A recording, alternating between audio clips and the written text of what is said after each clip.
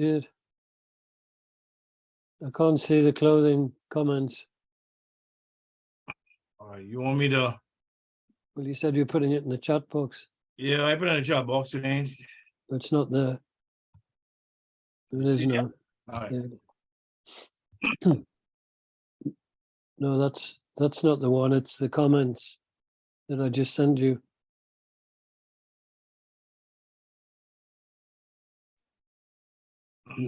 No, it's that's not the document we want. It's the comments that I send.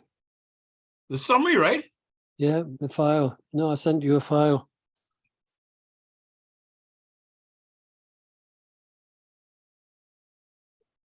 Which is a narrative file. It's the one I had on the screen a moment ago, but I can't get it larger. Yeah, that should be it. That's all on. No, that's not it. No, that's not it. No. That's the one from last week. This one I sent you probably Thursday. Thursday at 10:55 a.m. Hold on.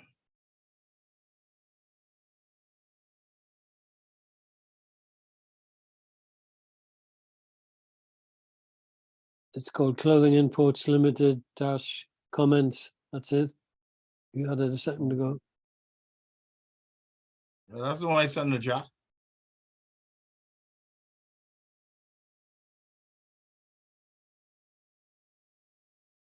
That's it. That's it there.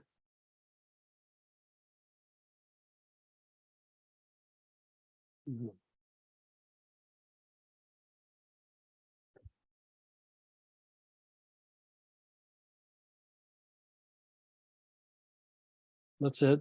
You had it for a second.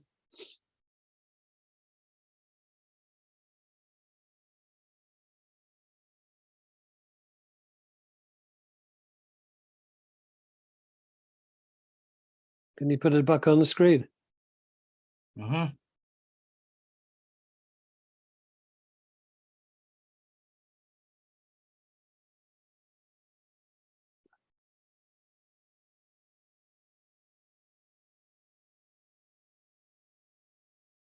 That's it. So, good morning, ladies. Good morning. Morning. So Good what we're going to so what we're going to start with is the comments I emailed you, like as a summary on our discovery on clothing imports. So remember, we did our homework, we worked out all the ratios, and then we got the benefit of the cash flow worksheet. So these are the comments I put together. So this company has expanded its sales rapidly. You know, as we saw, it went up to 1.3 million, but they only generated profit before tax of $2,000. The increased sales has been accomplished only by reducing profit margins, and overall profitability has shown a marked decline. Remember, the gross profit was declining and the net profit was declining. The effect of the above has been to escalate capital gearing levels, particularly the wider measure of all the liabilities to the net worth.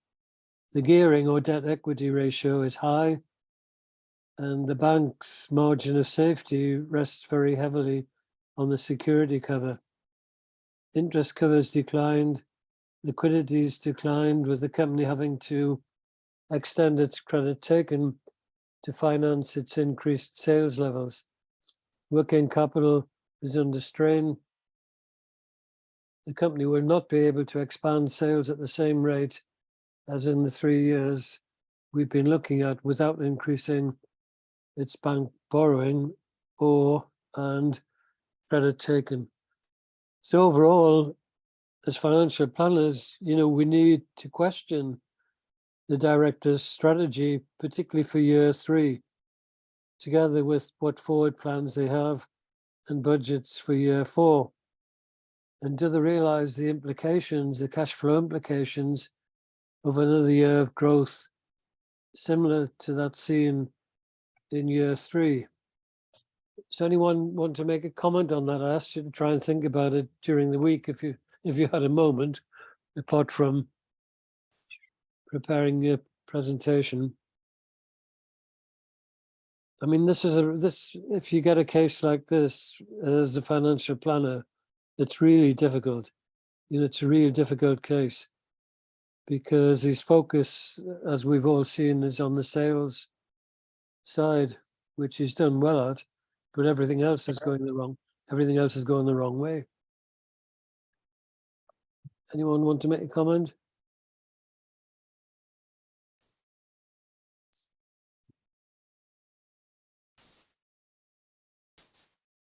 So if you're interviewing the clothing directors, anyone got comments on how they would start off? What would you be trying to cover with this business?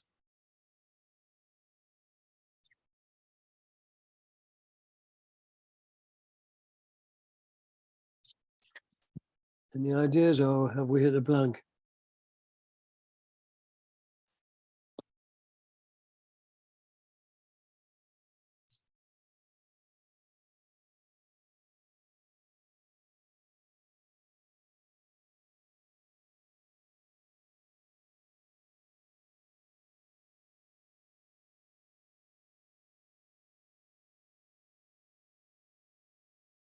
No comments. Okay, well, as I say, it's a very tricky case. And the best way really would be to involve the company's accountants in the meeting, you know, with the company directors, because they're going to need a lot of help financially trying to sort things out. Because as you saw from the figures we looked at, you know, the bank debt's getting higher and higher. He owes his trade suppliers a lot and he's taking longer to pay them. So that would be the clothing imports case. Okay, Miguel, then let's pass back to you. And we're going to be looking at some presentations. Excuse my cold, by the way. I'm going to mute the mic. Good morning, ladies and gentlemen. Hopefully everybody got my email as regards the presentation. As I said, it's a very short presentation we need you to make, between no longer than 7 minutes, but between 7 and 10 minutes. And you can do a presentation on anything that you want. But before we do that, I will be sending you. Oh no, sorry. I will be sending you a link for your to upload your assignment. Have I sent you guys your assignment as yet? No, right? Okay, after I send you, we have a deadline for the assignment, correct? We haven't discussed the assignment in detail as yet. Okay, no problem. But the date, I think the date. You're getting mixed up, Miguel. This is only the end of module 2. Oh, that's right. That's right. So module 3, that's right. The end of module 3, I send the assignment. So I'm mixing you all up with the certified international risk manager class. Their assignment is due next week. My apologies. Anyway, as I said, we have a 7 to 10 minute presentation. I will start off first. And what I'll talk about is why I wouldn't lend James the Grocer any money. Now, I could never be a financial planner. Well, number one, I can't pass the exam. 2, I ain't $1 million worth of debt and with no assets to show for it. I don't know. I don't gamble, but I ain't $1 million worth of debt, so I can never be a financial planner. Anyway, James the Grocer says he got some insider information about a store that he wants to buy for £75,000. A toxic paint store where he wants to expand his groceries to sell milk and egg. And he wants to borrow £75,000. And also he wants to use £30,000 of an inheritance from his mother to help pay for this or put down on this loan. Mr. James is, I don't remember us discussing his age or his marital status, or if he has any kids on succession line. Anybody else is going to co-sign this loan? I mean, if his mother's over 80, he's 60 something. Should he be borrowing money to put in a second mortgage at his age? I don't think so. As a financial planner, I would suggest he do the same thing that the pink store do. If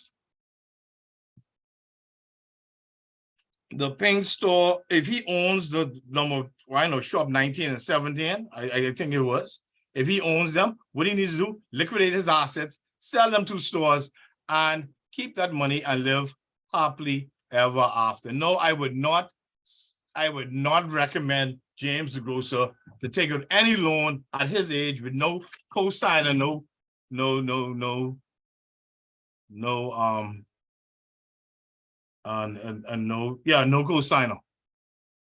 So let me ask Dimitri and Maki. Maki,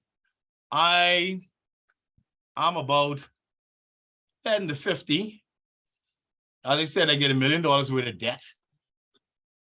And I get about, say, 25 grand in savings. And I want to buy a condo for 180. Would I qualify for a mortgage for that at my age? Say 20 years.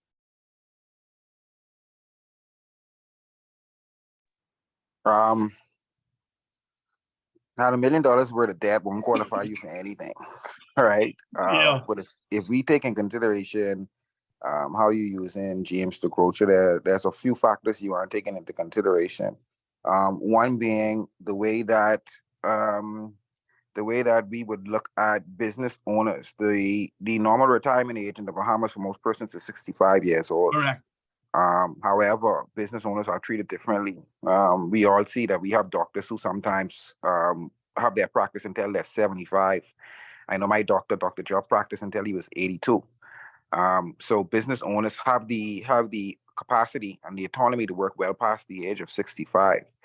A co-borrower may strengthen an application, but it doesn't necessarily mean that it's going to help in reference to a loan, because you have to take in consideration the co-borrower liability. So you adding someone on to a loan to help you qualify may actually put you in a worse off position. I would say a better route would be to secure it in reference to life insurance. More than likely at that age, he does have life insurance for a larger amount yourself. You can actually sign that over to help secure a loan that you're attempting to get. So if the risk is high in reference to your age and you possibly dying very soon, but you have a $500,000 mortgage and you want to borrow $500,000, you have a $500,000 insurance and you want to borrow $200,000 from the bank to make sure that your business continues and strives after you left for your children, then the $500,000 loan insurance can help facilitate paying out the loan if you pass untimely, while also injecting some liquid cash or working capital in the business with the balance, with the difference after your liabilities are paid out. So that's just my take. Now, $1 million debt, sorry, Miguel, can't help you. But all right, I sort of figured that. Yeah. So folks, that was my 2 cents on James the grocer and so forth. But thanks, Maki. You sort of yeah, you sort of round that out. Anyway, Yeah, one thing you said, Miguel, about the property, you can't sell the property that he's got, because if you look at the expenses of the company, you'll see he's renting the property. oh, that's what I figured. I wasn't sure if he had owned the 2 spots or he was renting it. Yeah. But anyway. But I wouldn't. He needs to think about retirement instead of expanding. That's what I would advise. But Dimitri made a good point, though. If the business is trading successfully, which it is, looking at his age, insurance would be a good idea. Well, groceries is too risky. Grocery business good. Rupert Roberts say he don't make no money. Rupert Roberts is one of super value. He say he don't make no money. Anyway, that's my 2 cents, folks. Okay, thanks, Miguel. Can we move on to Marcel Carey, folks? I also need you to have your camera on, please. When you do your presentation.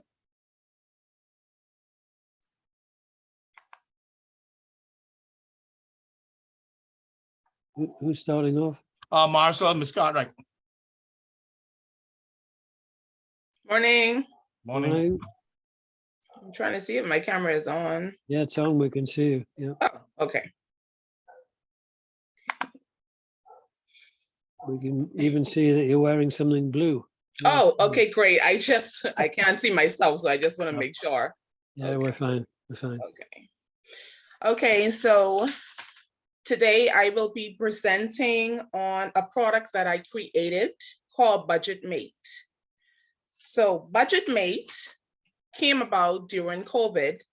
If you guys remember when we were doing our introductions at the beginning of the class, I said that one of my passions, well, my main passion is basically helping persons with their finances and budgeting. So that's basically how Budget Mate came about. I always was a person that used the envelope system or envelope method for budgeting. And so I just wanted to assist others with doing the same thing. And I created a budget binder that would help them in their savings and, with bills, debt, and all of the sort. And I named it Budget Mate. So I have an example of my personal one. Mhm. And just, like I said, I can't see myself. I don't know what I did. I cannot see my camera. So I don't know if you guys can see. Just hold it a little bit higher up and then we can see it. That's Okay. it. Great. So Thank you. This Yep. is the outside of it. So Yep. called Budget Mate. And like I said, it's a budget binder. So what I do first, before I show you guys, what I do is once I receive my salary, I would do my budget. I would basically budget out my bills, with utilities and everything, as well as any savings that I have, my emergency savings, my long-term savings, any debt or loans that needs to be paid off. If I have any upcoming plans like vacation or insurance for my vehicle, all of these things I would put inside of my budget. And I use a zero-based budgeting I got from Dave Ramsey, which is all of my expenses minus my salary, all of my expenses minus my income, it ends with zero. So every dollar is allocated to something. So I would always put a category for every dollar in my salary. Right. So what I did was I created my categories. So you would see I have my bills, I have ASU payments, Mhm. I have this is my regular savings or miscellaneous savings. And then I have my specific savings like vacation. I also have a nonprofit organization where I feed the homeless. So that's what would come under charity. Charity, yeah. And then this is the insurance. I will be home insurance, car insurance. And then I also have my emergency funds. Mhm. And then each payday, once I do my budget, as I add my payments into my categories, I have my budget sheet. So I would always update the amounts that I add. And once I take anything out to pay any bills, I would subtract it. And definitely it has helped me a lot over the years. Like I said, I've been doing this for a while, but I just created the Budget Mate that assists much more in doing this. And anything that comes up, there is any emergency, like my car needs to be fixed or something needs to be done in my home, the funds are readily available. So I don't have to go and borrow any monies or use any credit card or anything like that. And so, like I said, I created it and I was selling it to persons. So that has helped them a lot. What I do is I sell the binder. It comes with you have your stickies to put on your envelope categories. It comes with 6 envelopes as well as 2 budget sheets. And you have 2 note sheets as well. And I have them in several colors. So if anybody is interested after the class, you can let me know. Well, you better talk to Miguel because he definitely. You tell him. Definitely. That's a really excellent product, and I never seen so much money in my life. But I can't put no money. I can't put no money aside like that. Well, it's always a start. You start, I just know. start small. He definitely needs one of those. I've known him for years, since what, 2005, is it? Long time. And he's never done a budget, so No, You I would- can't you- go, but you have to have money to do a budget. Well, we can assist with that, Miguel. You're in a group of CIFPs. We can assist with that. Exactly. Well, very well done anyway. Yes, That's very very Thank nice. you. excellent job. Thank you. Excellent. Okay. Thanks. And a great idea. Yeah. Thank you so much. You need to get it on eBay or somewhere. I Oh, like- yes. Thinking I like about it. Yeah, I like the title. The title is really catchy. Thank you. Yeah, no, that's good. That's good. Okay, great. Ms. Okay. Paula Hilaire, how are you doing today? I am well. Good morning, everyone. Morning. Morning. Okay, so let me just 1 second.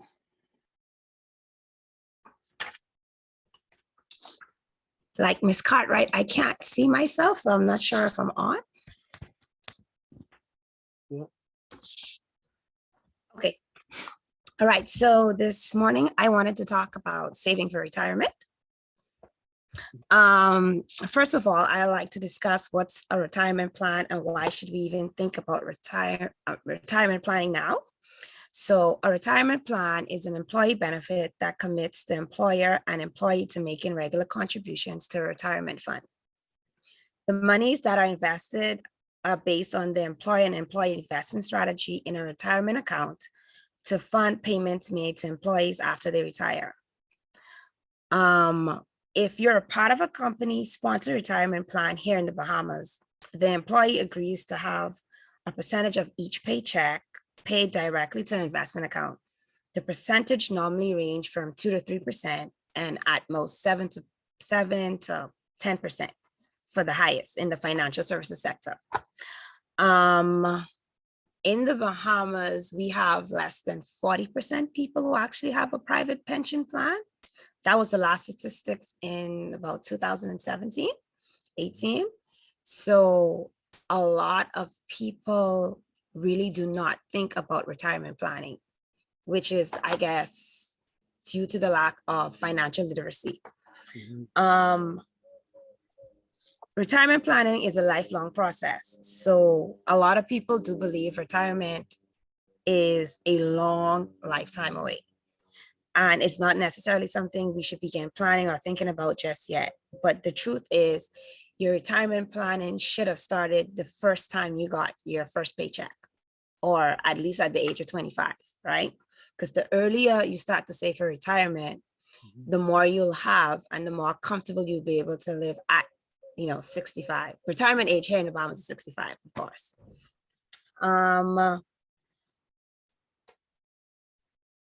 Some people do feel, because life in itself is expensive. You have childcare, you have rent, you have groceries. So adding another saving scheme, for example, may not be in your budget. But if you start too late, you won't be able to retire comfortably. And even, I think everybody here has, or I know at least somebody who's well in their 70s and they're working. And they're not working because they want to work. They're working because they have to work, in order to keep money coming in monthly. We have national insurance here in the Bahamas, NIB, but as we can see, our national insurance board is in crisis in itself. They're saying that in 5 years, they're not going to have enough money to pay out anyone.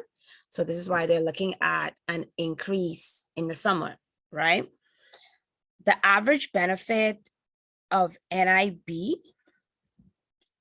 to be honest, is around, I think, $700.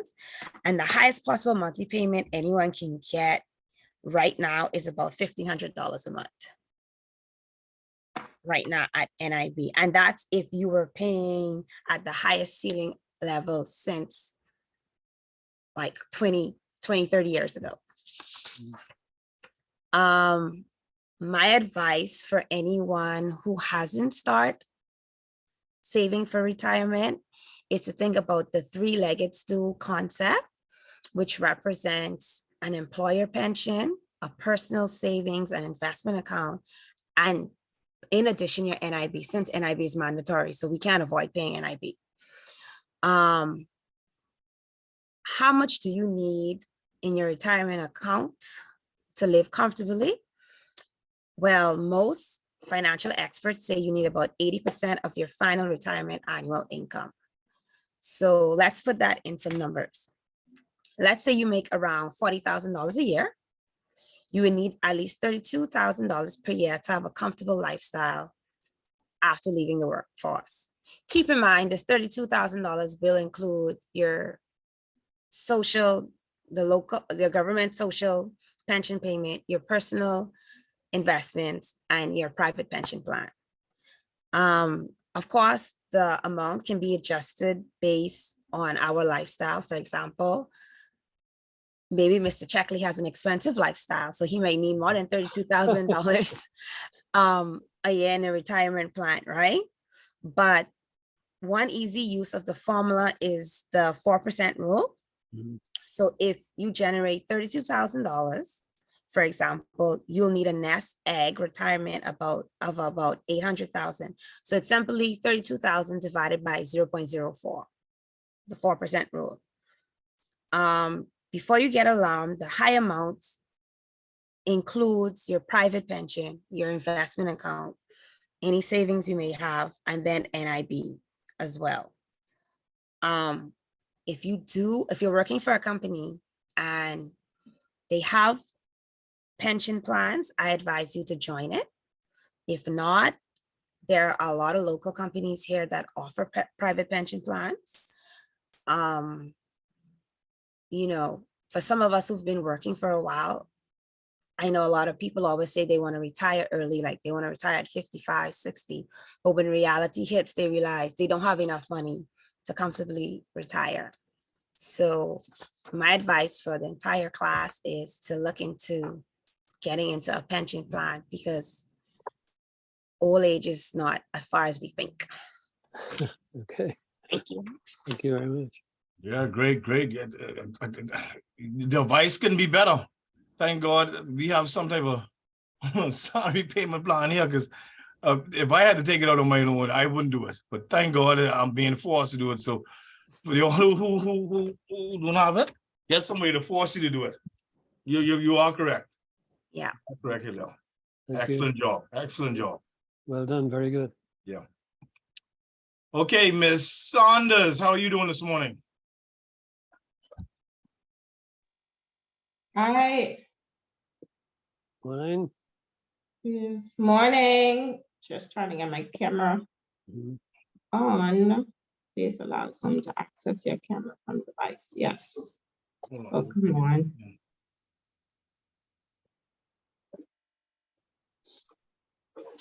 I don't know what's going on with my camera. So please access camera from device. What is going on with this? It was working just a minute ago. Wait. Settings.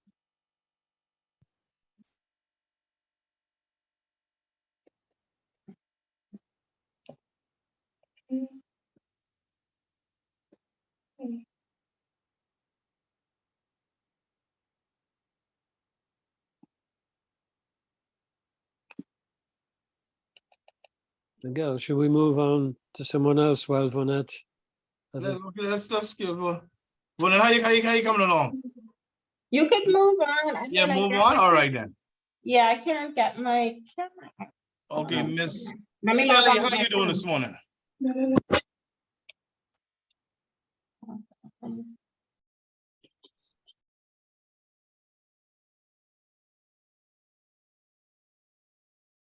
We didn't hear what you said there. Oh, Miguel. that's sorry, Miss Kelly, how you doing this morning? Good morning, I'm doing well. Excellent, excellent. You want to go ahead and start while Bonnet gets sorted out? No problem. Great. Hey, everyone. Morning.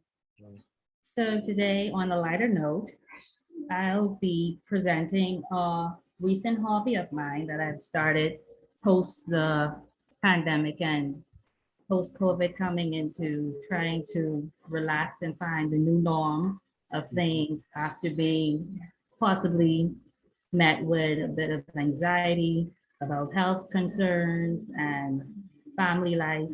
And so I was motivated by a older family member who had visited my sister and I, and she spoke about, her earlier days because she's like in her late 60s, Mhm. heading on retirement. She does the produce market on Gladstone Road, and that's her way of, finding a sense of relief throughout these times. And it brings in a form of income for her and her family during her retirement now. And so I was inspired to start um, taking Polaroid photos. It's just a simple pleasure of mine. And what motivated me was the fact that, from COVID, we've lost a lot of family members, so a lot of people that we would have known or friends that were close to us and so forth. And so an idea came to me and I was like, this is the best time to start now, if you could, making those memories and just taking a photo to be able to have as a little time capsule of loved ones and close ones while you can. And I was gifted with a Polaroid camera recently during the Christmas. And I was like, well, this is the best time to start. So immediately that day, I had an aunt who had called and she was like, oh, you guys come. I made some soup, some good Bahamian soup, but island style. So I was like, okay, I'm going to get my camera and I'm going to take a photo of her, how she prepared it. And, just have this memory as a snapshot and have that on hand to later create my scrapbook that I'd have for later use and just as a mini archive. And I've always enjoyed taking photos, whether it be on a vacation or just an event. I'd be the one who always had some old picture of someone. And so I said, I just continue with saving these memories and later share it on a board or just have a bigger photo album to have them in and keep them safe.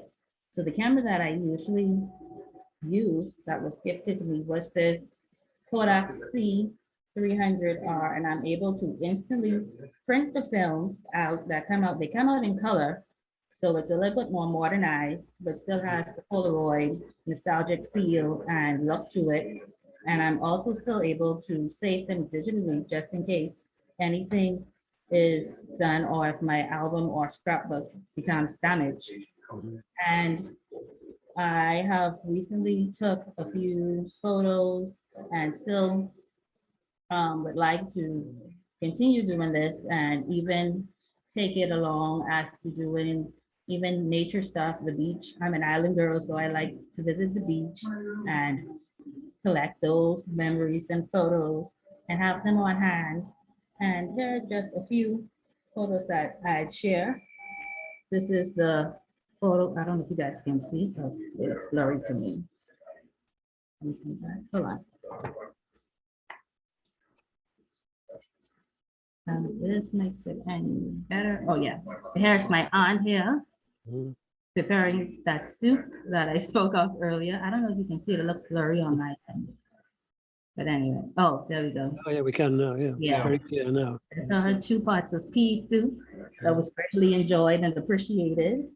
I bet Miguel could like some of that right now. Some of that soup. Don't encourage me, eats too much as it is now. See?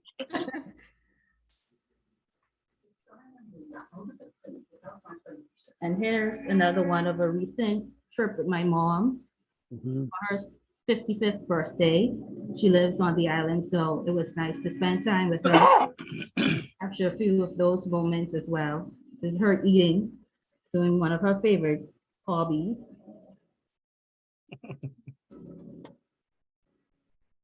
The colors look very nice. Thank you. And then just some candid ones of me eating breakfast and my sister sitting down, enjoying her soup.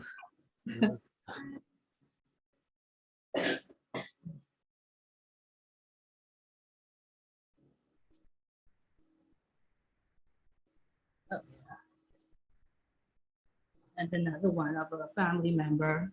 If you Just put it right in front of your face, Oh, sorry, you know what I mean? There you go. Yeah. Right in front of your face, yeah. It comes out. That's Okay, it. Yeah.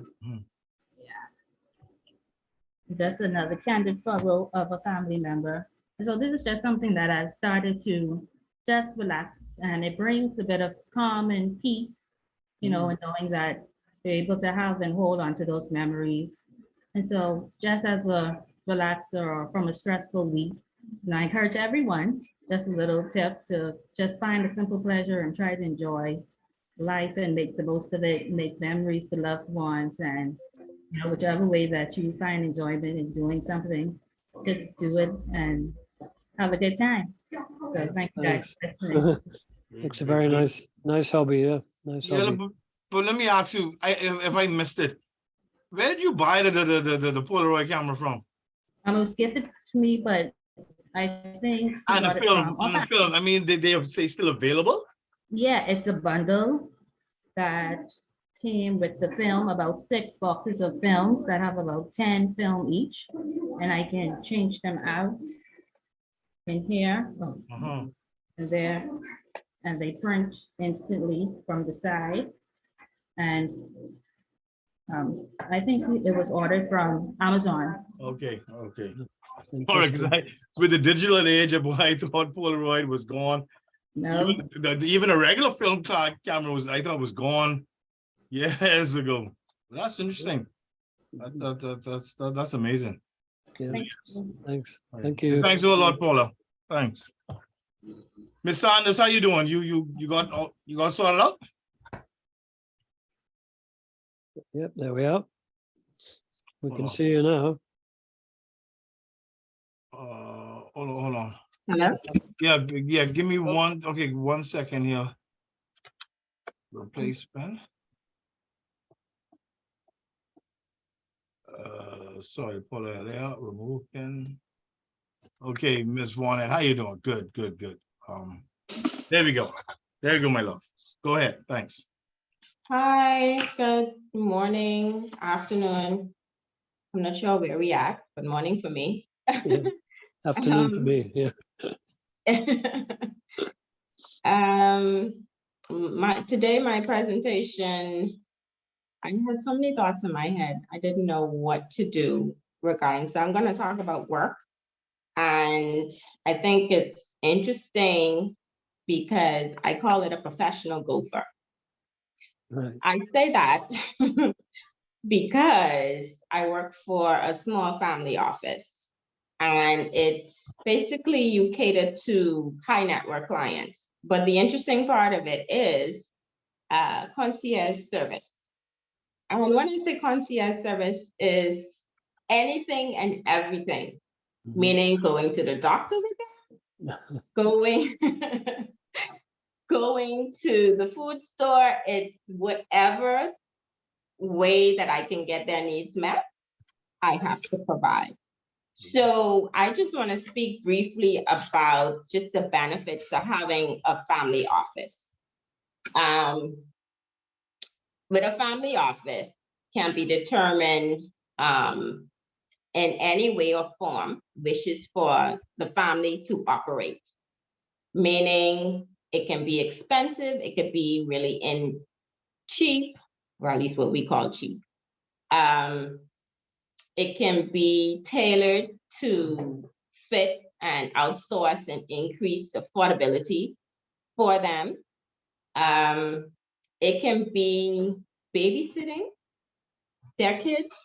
You'd be surprised to know what an administrator would have to do, not just a regular, oh, I'm going to pay the bills, I'm taking care of the trust, I'm doing distributions, I'm minuting.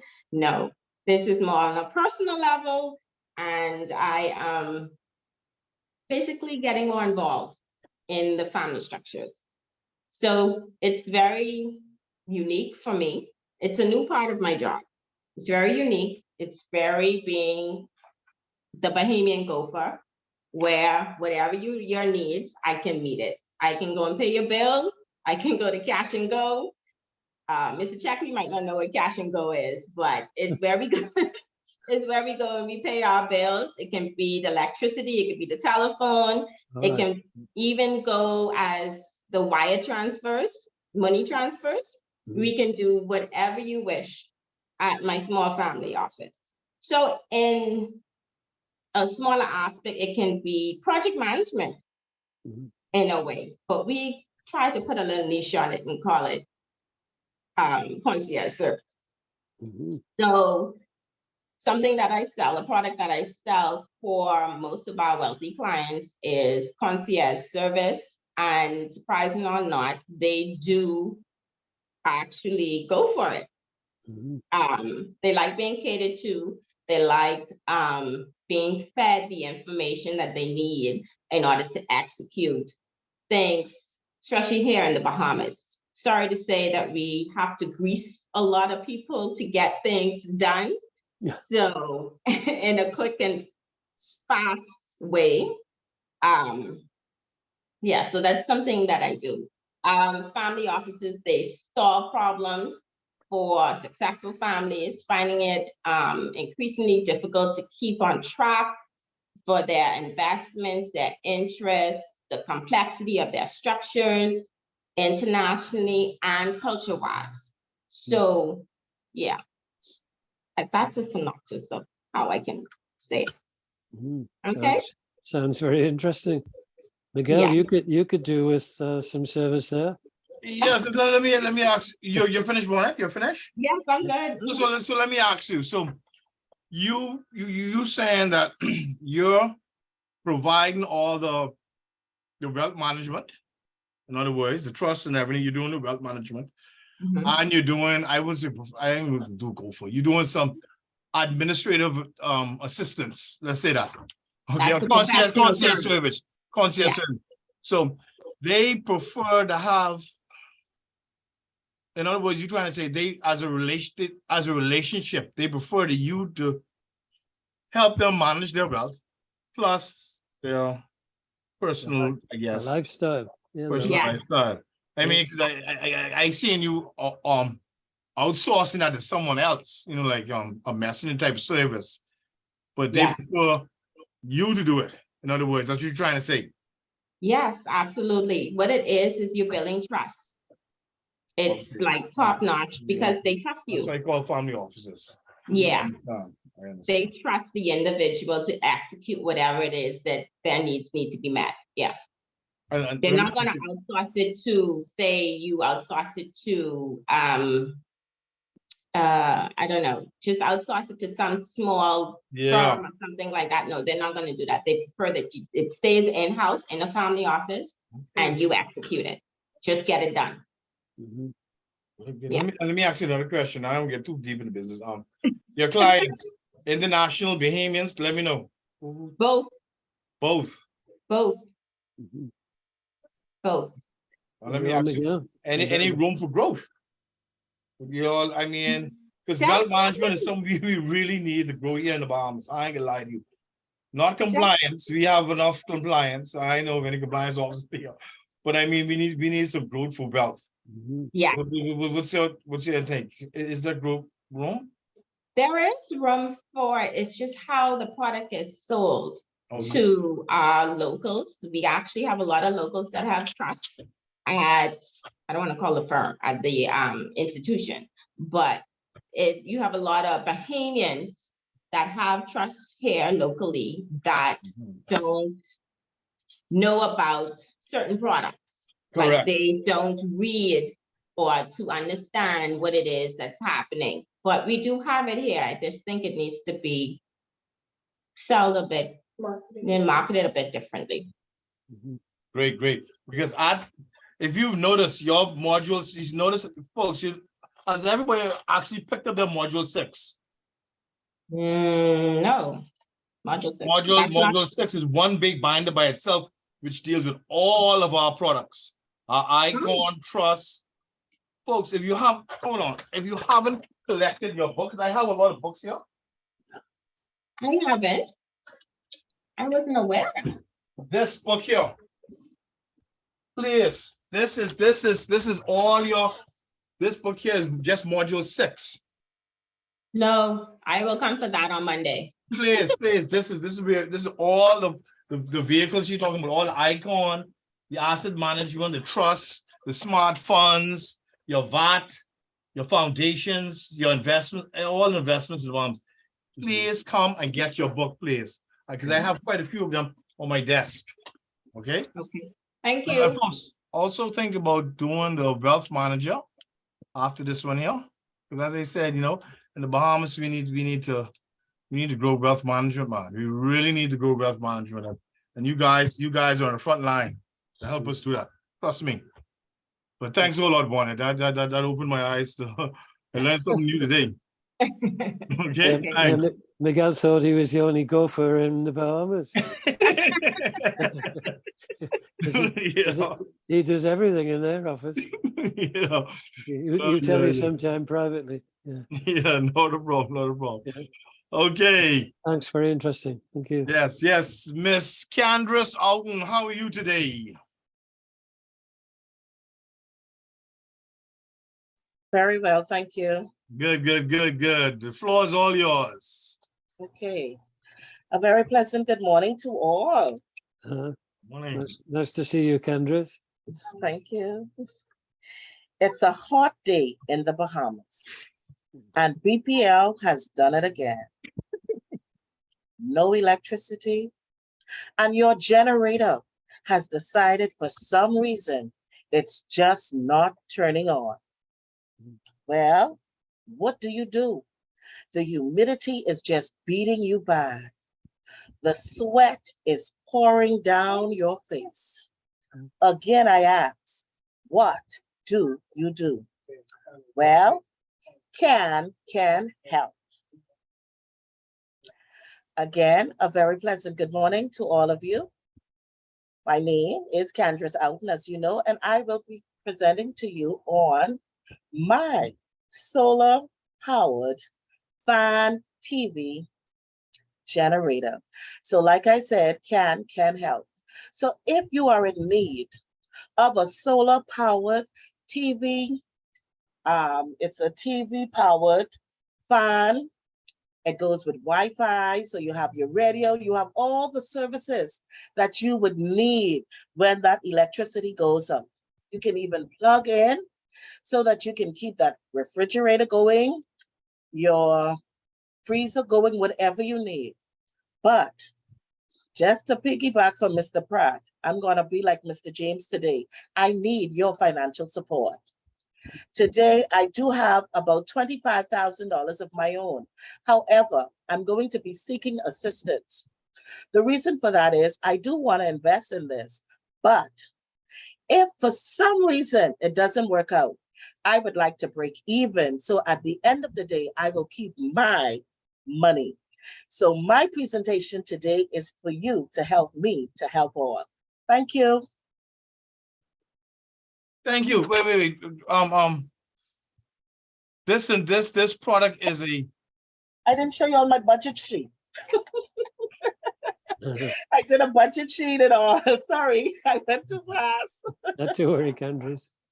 Miguel's interested in the product. Yeah. The product, the product you're talking about, the product. You said this is a solar generator or a right. It's a solar generator. Right, generator, but it has a TV attached along with a fan.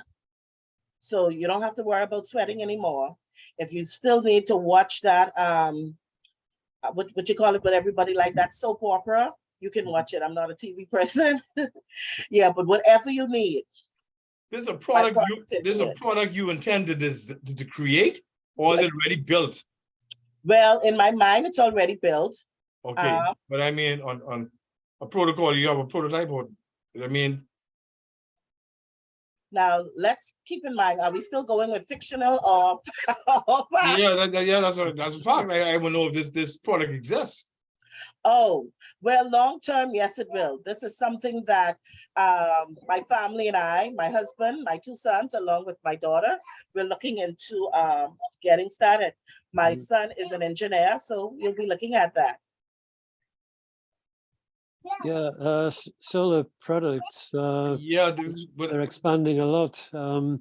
If you want to take a look, I'll send you a link of a place in Jamaica where they've developed a number of solar devices. Okay, I'll send that via Miguel. yeah, thank you. In the UK, we got quite a lot of solar yeah, panels. before but- before I let her go, I'm thinking, but what I mean, I don't want to dampen your dream, but what about people who have solar panels like on their roof? Well,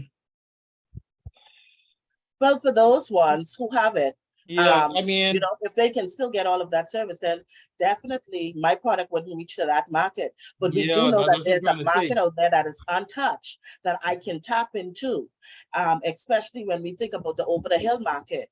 Definitely. And see, a lot of times we try to just focus on the uphill, but sometimes your revenue base could really be generated from the overhill market. Okay, so I understand. I understand. Yeah, so yes, because solar panels aren't really cheap to put on top of your roof. That's what I was thinking would be your main competitor. You know what I mean? Why would I get a generator if I could just put something on my roof and then when BC turn it off, I could just use my solar to turn on my fan. You see what I mean? But I see you catering to your market is the lower income families, I assume.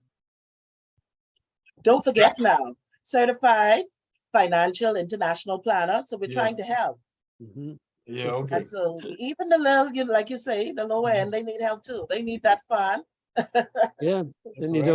don't have to have them on the roof because there's a number of products that Yeah, don't if it's go on the roof. mobile, that'll be an advantage. You carry it from place to place. Yes. So forth, if it's mobile, that's a good advantage.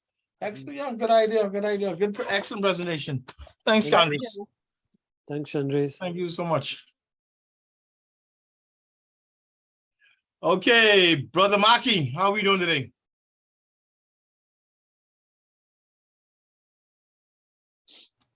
Morning, Miguel. Morning, guys. Morning. Fine. Hi, Dimitri. My mic on?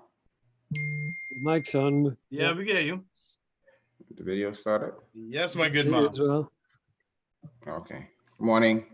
So my presentation is twofold.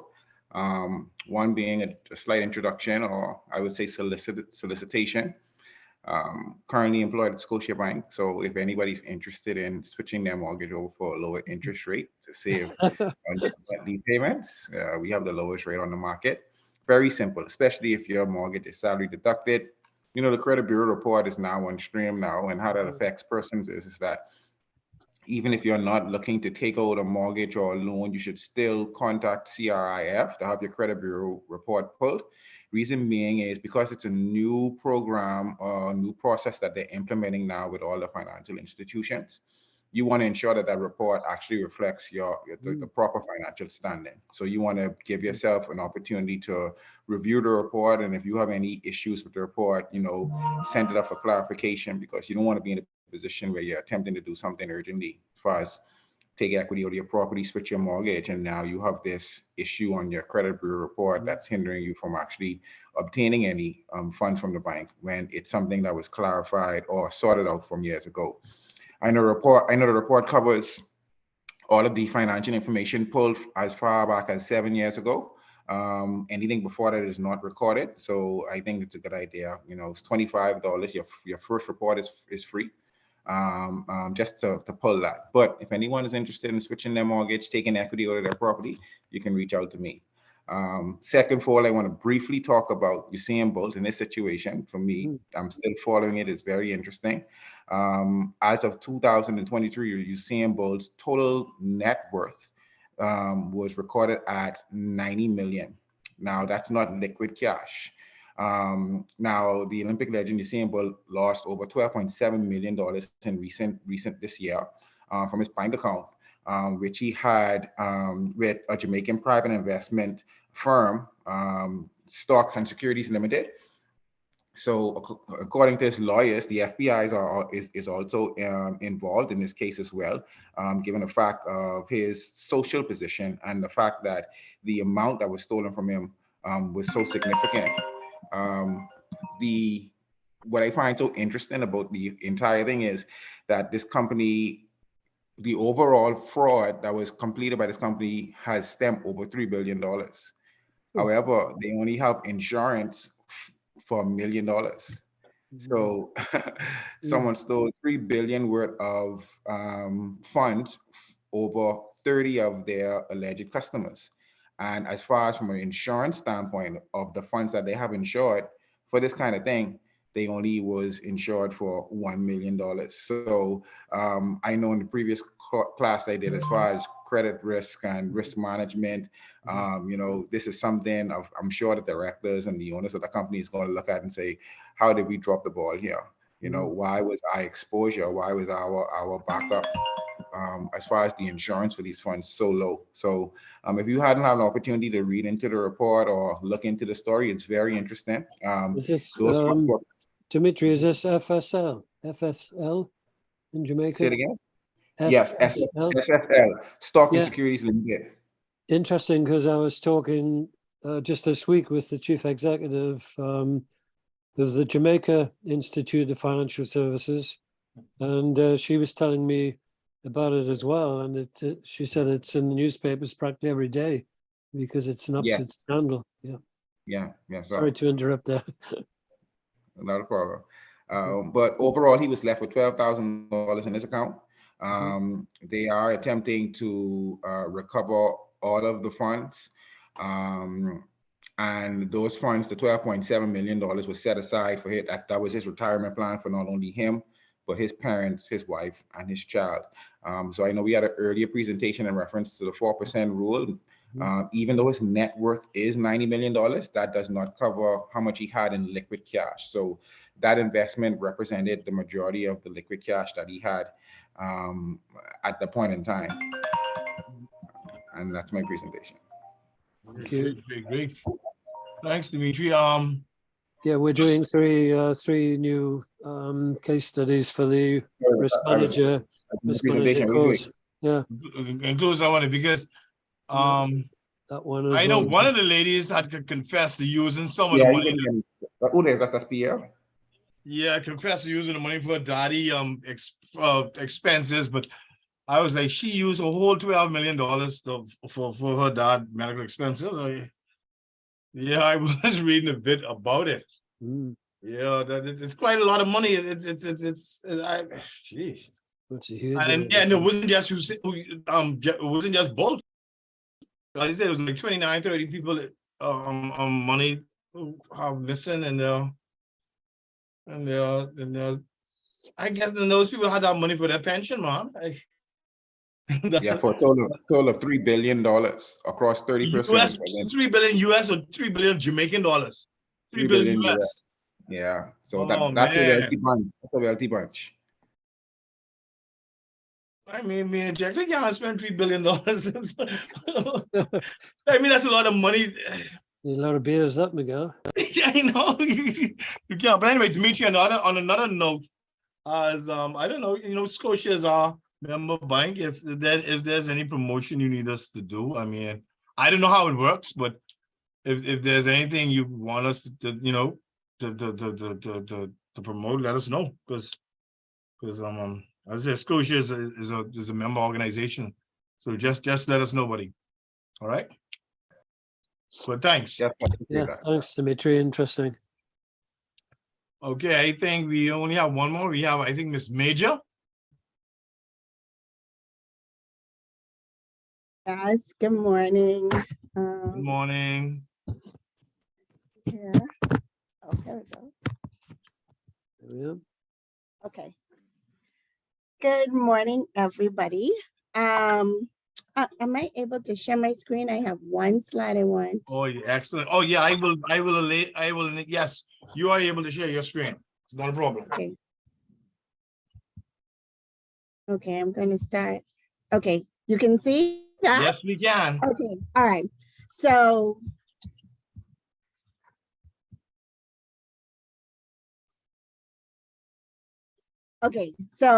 this morning I want to talk about, I know at the beginning as well, like Miss Cartwright mentioned, she had a passion for just helping people save and budget and teaching them about money management. And I have that same kind of passion where, especially for younger people coming up, just giving them advice on how to save, how to budget, how to manage their money so that as they grow older, they will have a good cushion to sit back on when it comes to retirement.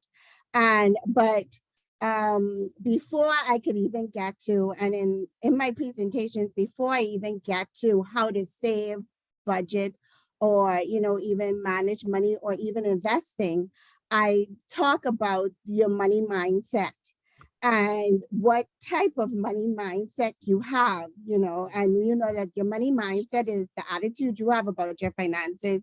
It drives how you make key financial decisions every day, and it can have a big impact on your ability to achieve your goals. And money mindset has nothing to do with how much money you actually have in a bank. It actually talks about, or how much money you actually have. It's money mindset is what influences your decisions you make every day about money. What influences your decisions you make about how you're going to spend your money, about how you're going to save your money.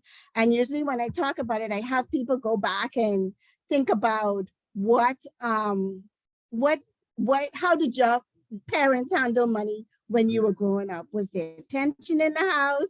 Did they encourage you to save? What did your parents teach you about money and financial management, and how is that impacting you today?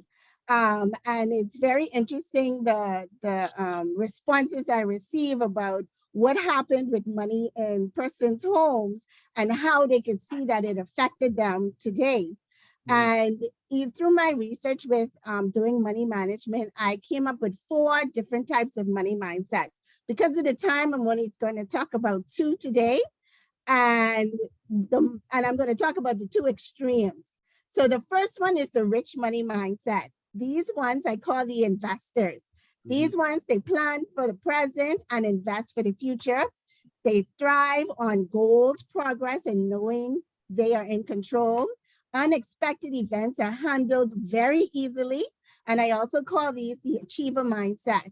And for this rich money mindset, they are always looking for resources that can help them generate wealth. And usually when I talk about this mindset, I ask the question, does money grow on trees? And I always get the response, no, money's made out of trees. But I said, if you have a rich money mindset, if you look at your trees, your fruit trees, you got mangoes, plums, whatever on your fruit trees, those you pick, you could turn that into money. I saw on Facebook a couple months or maybe years ago, we have a moringa tree in our yard. I saw somebody selling plastic bags full of moringa seeds for $30. So they were looking for ways and looking for resources to create wealth for themselves. So when if somebody asks me if money grows on trees, I say definitely, because you can use the medical purposes of your trees. You can use the fruits from your trees to generate wealth. That's the rich money mindset. They're always looking for resources to generate wealth. Even your time, your talents, all those different resources you can use to generate wealth. So you generate wealth, you save, and then you also look for ways where your savings can also bring you in, is continually bringing you wealth and helping your journey to financial independence. So that's the rich money mindset. And on the extreme, the other extreme, we have the in-debt mindset. And it says, I'm living for today. I call these ones the big spenders. They live in the present. The future, what is that? They don't know what the future is. YOLO, you only live once. They thrive on the thought that money is best spent when it's experienced now. Uncertain, unexpected events throw them in a tailspin, and these ones are also known as the experience of money, the experience of mindset. This mindset They don't care the future. They don't care about the future. They say it's my money. I earning it. I work hard now. I'm going to spend it now. They also say, you know, these are the ones that keeping up with the Joneses type. Oh, my neighbors bought a new car. My neighbors painted for the Christmas. They don't have any money to buy to do the same thing, but they go to the bank and they get money. They get loans. They come to you as family members to loan them money after they didn't spend their whole paycheck. They come to you to loan them money so that they could keep up with the Joneses, have the latest experience, live in the present, and get your happiness now. Get your happiness from the money you've earned or this money, and the money you've earned now. They get their happiness now. They don't care about the future. They don't care about savings. They don't care about making any, looking for resources to create wealth, because they coming to you to ask you to borrow your money so that you can help them experience their today and be happy about their today. Like I said, there's two other money mindsets that are in between the rich money mindset and the in-debt mindset. But it's also, it's very interesting when you speak to people and they can see where, okay, you could be one or the other, or you could be a hybrid of any of the four. And it's just amazing how when you get people to think about what they think about money, how you can get them to identify what they're doing wrong and make changes for a better financial future. And that is the end of my presentation. Excellent. Can you tell us just what the titles of the other two are? The other two are the comfortable mindset, where they save, but they do save money, but they only save when they save for a rainy day. But when the rainy day come, unlike the rich mindset where they're constantly looking for ways to create wealth, they're just saving for the rainy day. When the rainy day comes, then the savings are depleted, and then they have to start all over again. Yeah. And then the other one is the break-even mindset, which is one step above the in-debt mindset. These ones are the paycheck to paycheck ones. They're going to spend, they're going to live for the present, they're going to keep spending until their paycheck is depleted. So these ones, they pay their bills first, and then they use the rest. They don't save, they use the rest to enjoy now. But once the rest that they're using to enjoy now is done, then they stop, they wait for the next pay period, and they start it all over again. So that's what I call the break-even mindset. So those are the four money mindsets that I have come up with and use to engage persons in changing the way they think about money and looking forward to the future and creating a better and having a better journey to financial independence. That's really good, because when you do, I think it's module 3, which is the portfolio management, and a lot of portfolio management is based on, you know, getting to know the person and what their actual mindset is. So that'd be very, very useful to help the discussions in the portfolio management section, and also in module 6 that Miguel mentioned, when you're looking at all the different range of asset classes you can invest in. No. Major, me and you ain't no friends. Why? I never felt so hurt in my life. I never felt so unbelievable. So you know by implication which box he's in. Well, it's not implication. I mean, how did he start off? By telling Dimitri he had $1 million of debt, didn't he? Exactly. So we knew exactly where. I never seen nobody nail. What you call Marshall? Call Marshall go nail. I mean, trust me, me and you ain't no friends. You can't get nothing from me. That's it. Me and You haven't got anything to give her. I don't want nothing to do with her no more. You haven't got anything to give her anyway, have you? It's not too late to Apart from a change. book. You always have time to change your mindset. It's There we not are. too late to change. There you are, Miguel. It's not too late to change. Not too late to changing.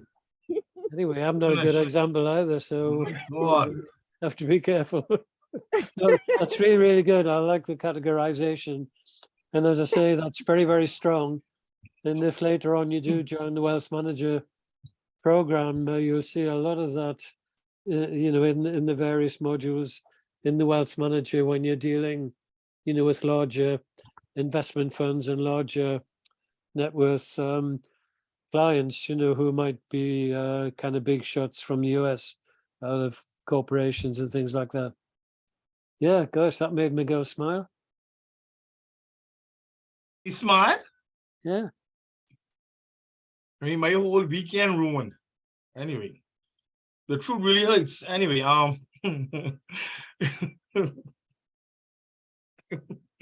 anyway, check that. I'll turn it back over to you.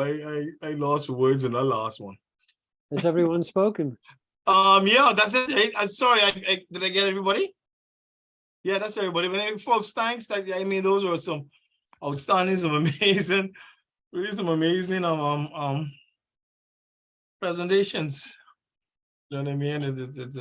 And I hope I do really hope that since you guys, as I said, since you guys are the forefront in wealth management, that we help this industry grow. We really need to, you know what I mean? Financial services is our second industry, but when COVID hit us, tourism closed, but financial services was still going, it was still operational. So yeah, it's key to our middle class income as well, our middle class and higher class income. So folks, you're doing a good job. I must congratulate you all. Keep up the good work. And remember, once you pass this course, you have that CIFP designation behind your name. You put and you are a internationally accredited financial planner. Okay, your certificate comes from the Charter Bank in Scotland, the oldest, most experienced banking training institute in the world. Okay, so don't forget, Miguel, international designation. You yeah, should be good to go. You've got to get your budget made. Yeah, you've got to get your budget form, your budget file. My budget is just paying off the debt. So it ain't no budget, right? Ain't no budget.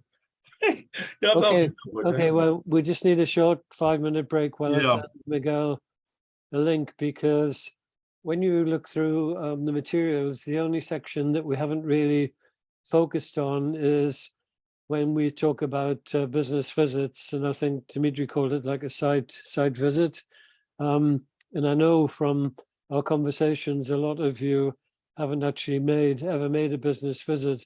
So what we're going to do is take a look at a business visit film, and you'll see a leading UK businessman who goes to this particular business as a consultant. And I think you'll find it interesting to look at his approach. But having said that, we never want to copy somebody else's approach. All we're trying to pick up is what lessons we can get. And then you need to just be yourself, be yourself when you're making the business visit. Otherwise, it would be very artificial. So 5-minute break. We'll reconvene at say 25 past. Give me a chance to sort out the link with Miguel. Thank you.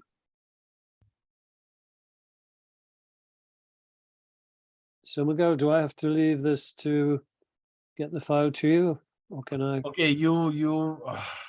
Just a second. Yeah, see if we can play it on screen. No, I can't, because we tried that last week before last. But I'll share it with you. You can see. Oh, it's a YouTube link. Oh, good. Yeah, I guess I can work it out. I can do that. You send that to me? I see no Morgan's cars. You want me to try and email it now then? Yeah. What, to the Biff's one? Yeah, anyone, don't matter. I'll get it. The best one will be fine.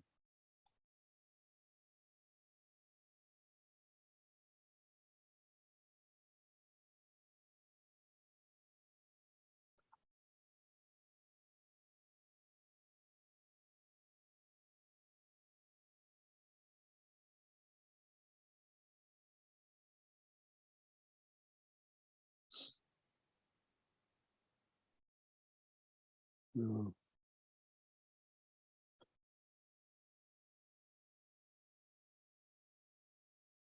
I'll have to come out of it and then email you.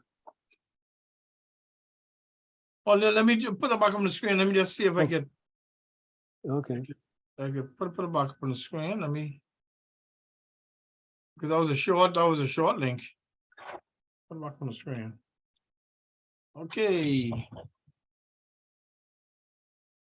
U2.B P T D A714 SD GQ. Mhm. All right, let me go ahead and try that, and I will let you know in 2 minutes.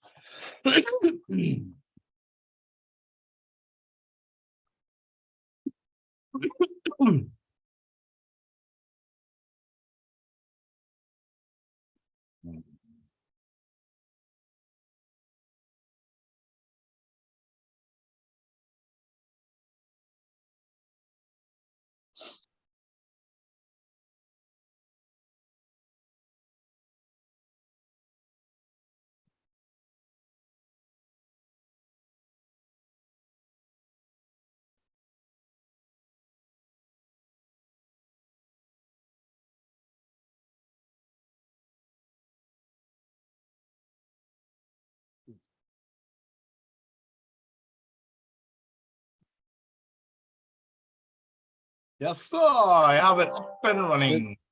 Okay, I'll give them Okay, 3 minutes to no problem. 25 past.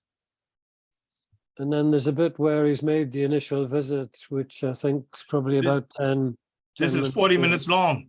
Yeah, I know, but we're going to stop it after he's made the initial visit, and then we'll discuss what we think, yeah? And then we play the second bit, All right. or they can watch the second bit, after class. Yeah. All right. Yeah, I think the first bit from memory is about 15 minutes.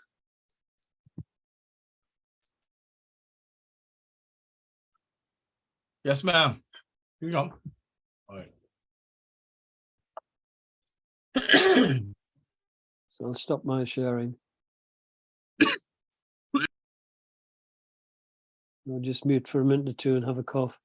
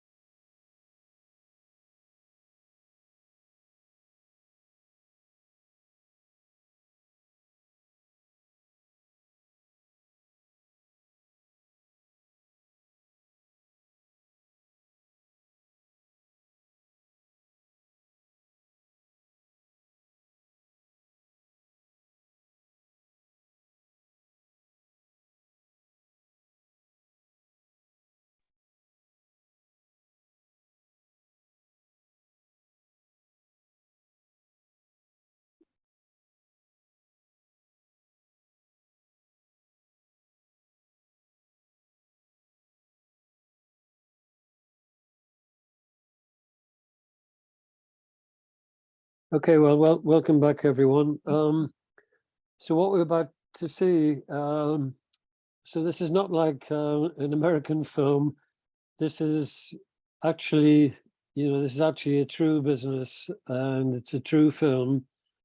And the chap who acts as the consultant, he was the chief executive and later chairman of ICI Chemicals, and the chemical company in the UK was making the largest profits under his direction of any company at the time listed on the stock exchange. So he knows his way around business. When you see him, he's very unconventional in how he approaches things and how he dresses as well. But pick up some of the things that he picks on with this. Now he made these films. He made 6 of these films in total, where he visited different businesses and were filmed by the BBC. And interesting on the comments, during your presentations, because one of the businesses he visited was a lady who came to the UK from Eastern Europe, and she started. You were talking about money growing on trees, and she started an apple orchard with just a few trees to start with, and the apple variety she picked was a fairly unknown variety, and it was called Cox's Orange Pippin. So although it had the word orange in it, it's actually an apple, but a very nice tasting apple. So as time went by, they managed to expand their orchard into a small agricultural farming unit. And then she had some of the apples were a bit too small in the harvesting that year. So she decided she'd try an experiment, and they hand crushed the apples to make a fruit juice. Now, they didn't put any additives in. Most fruit juice that you'll buy in the supermarket, the food store, generally they'll have some type of additive in. But these Cox's Orange Pippin crushed apple juice, there was nothing added whatsoever. And it had a lovely taste. And she did quite a smart move. She went to Marks and Spencer's, who you'll have all heard of, the giant retailing store. And Marks and Spencer's agreed to take some of her apple juice by way of a promotion product, and the public really liked it. It was expensive. It was about twice the price of a normal apple juice, but because the taste was so nice and it was so healthy, that took place. So there's another example of money actually growing on trees. Anyway, back to what we're going to be watching. So what you'll be watching is a visit to a manufacturing business, and you'll see it's a manufacturing business with a difference. So over to you, Miguel, if you could start it off, please. No problem.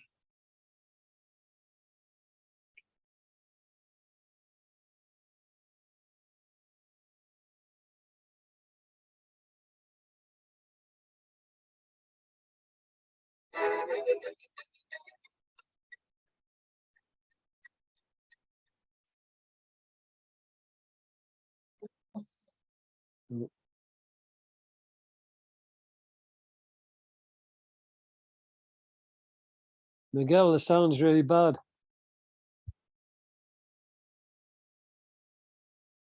What happened? Can't even hear it. It's too loud, or just too No, not can't loud? hear it. Can't hear it.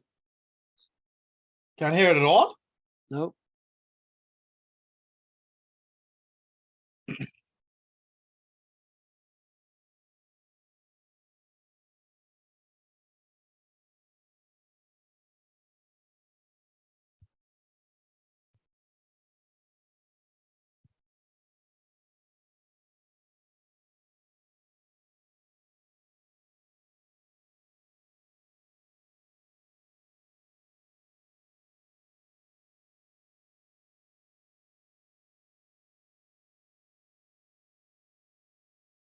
But I'm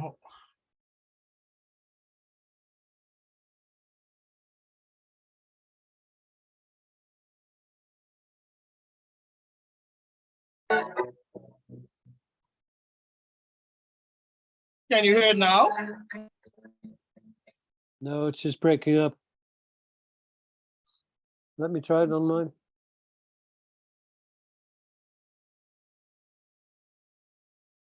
Nostalgic lines of the Morgan motor car have changed little since the 30s, nor has the traditional way the car is crafted.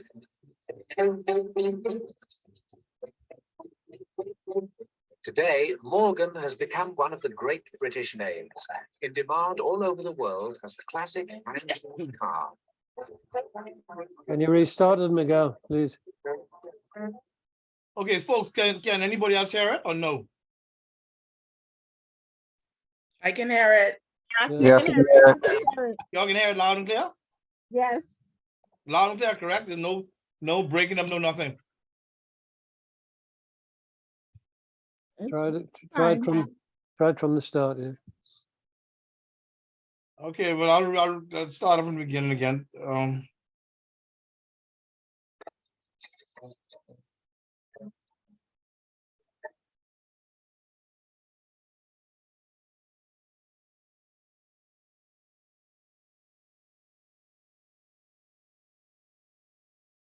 Can't see anything.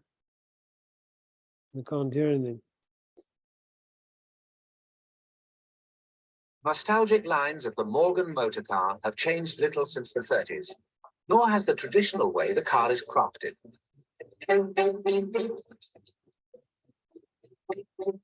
Today, Morgan has become one of the great British names, in demand all over the world as the classic hand-built car.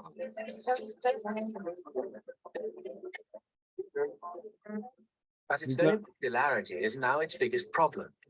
The company is faced with a backlog of orders they can't meet and waiting lists which have stretched to over 10 years. They desperately want to make more cars, but how?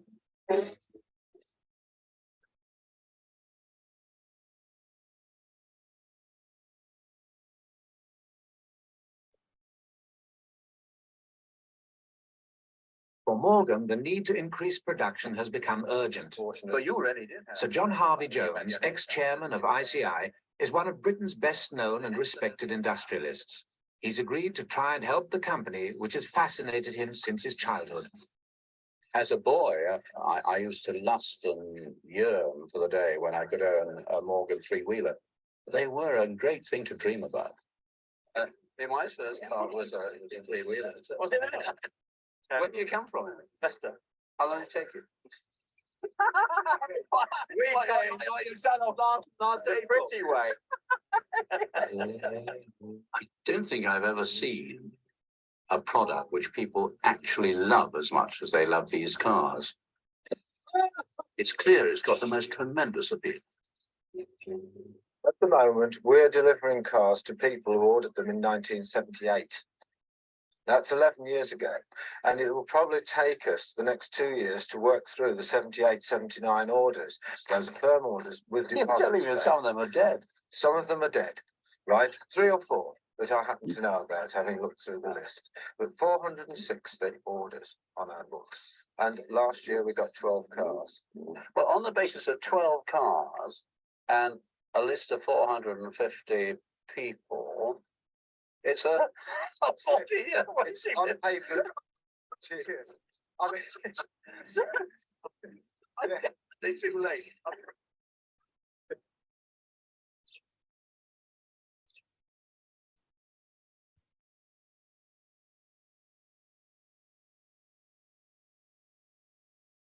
we do not want this long delay.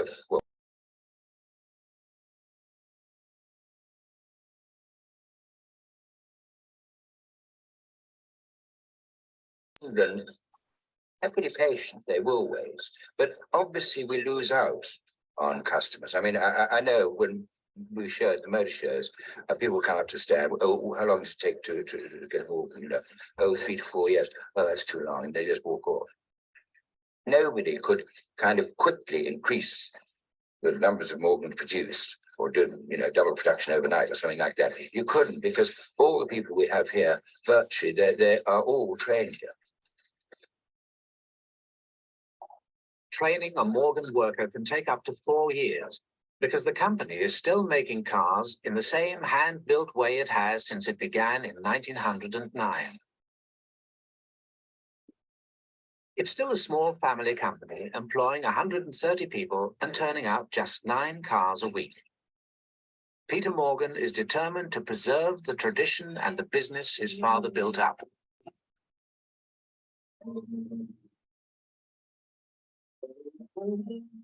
From those first 3-wheeled cycle cars, the Morgan runabout aimed to bring motoring within the reach of everyone.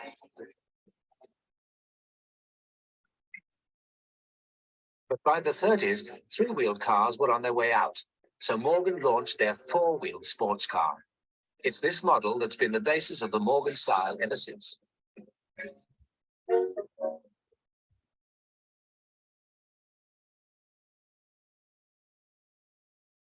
We have been doing 10 cars in some shops once a month in some shops, particularly obviously the chassis department, but other departments. Now it's up to Peter Morgan's son, Charles, to carry on the family tradition, as Peter Morgan is due to step down as managing director.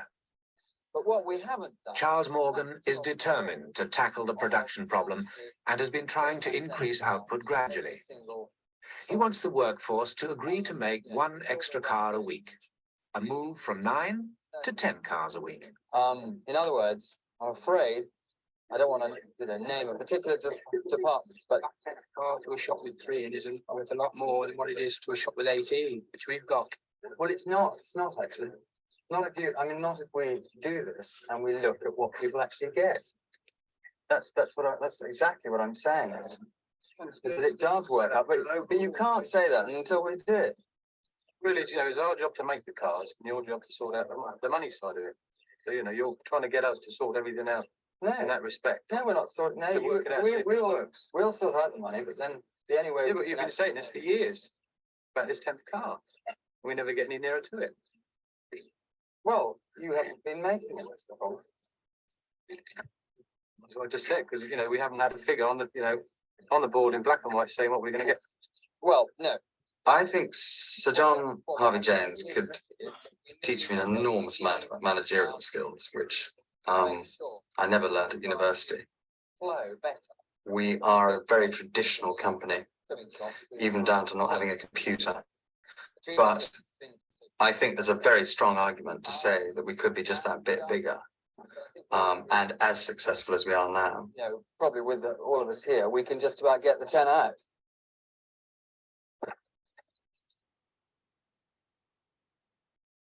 Before I visited the factory, I spent some time going through the accounts. What at first sight looks absolutely great, an enormous demand for the product, really conceals, I think, a number of problems. They're just not making enough profit to reinvest to secure the long-term future of the company. The first thing that immediately strikes you is that the company isn't going anywhere very fast. The level of sales have been about the same for some time. The level of profits has been about the same. They've obviously made a lot of changes and improvements in the car itself, but they're all fairly modest, and they are plainly stuck at a plateau. And that, despite the fact there's a large demand for the car, so something's very wrong somewhere. But until I see the factory, I can't really judge whether it's a people problem or an equipment problem or a layout problem or what it is.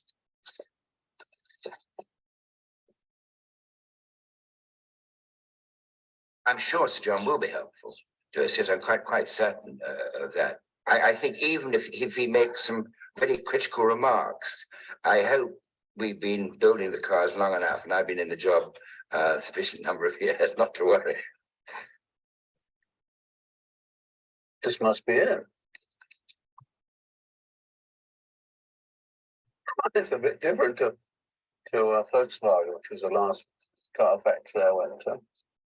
Yes, this is it, all right. Look at the Morgan.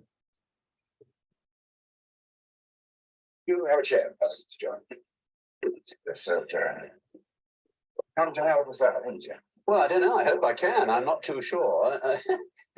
You're a slightly different problem to the ones I'm usually accustomed to. I'm sure of that. But one of the things that fascinates me is that you do have such a very long way to go. You know, I call them popularity peaks. Hopefully they kind of stay there. But no, by and large, Morgan owners are prepared to wait.